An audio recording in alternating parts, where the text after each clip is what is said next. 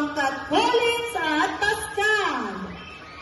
Naku, siguradong mapapahanga tayo dito dahil ang katutubong sayaw ay hindi lamang sining kundi isang pagbabalik tanaw sa ating pinagmulan. Oo, tama ka dyan. Ang kanilang itinangkali tinatawag na dinaklisan. Ito ay isang tradisyonal na katutubong sayaw mula sa lalawigan ng Antique, sa rehiyon ng Kanlurang, Visayas. Isa ito sa mga sayaw na sumasalamin sa masigla at masiyahing kultura ng mga taga-Antique. Karaniwang isinasayaw ito tuwing pista o pagdiriwang bilang pasasalamat sa masaganang ani at biyayang natatanggap ng pamayanan. Bigyan natin ng masigabong palakpakan ng ikatlong baitang mula sa pangkat ng Collins at Pascal.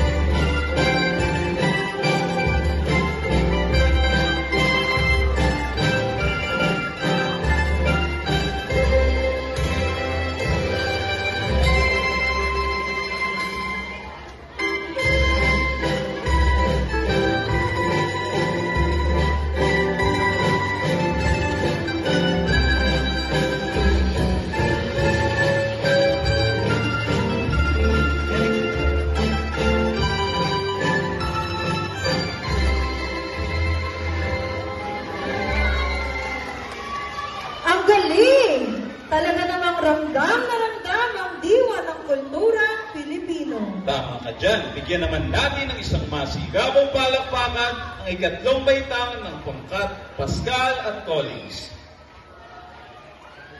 At ngayon, dumako naman tayo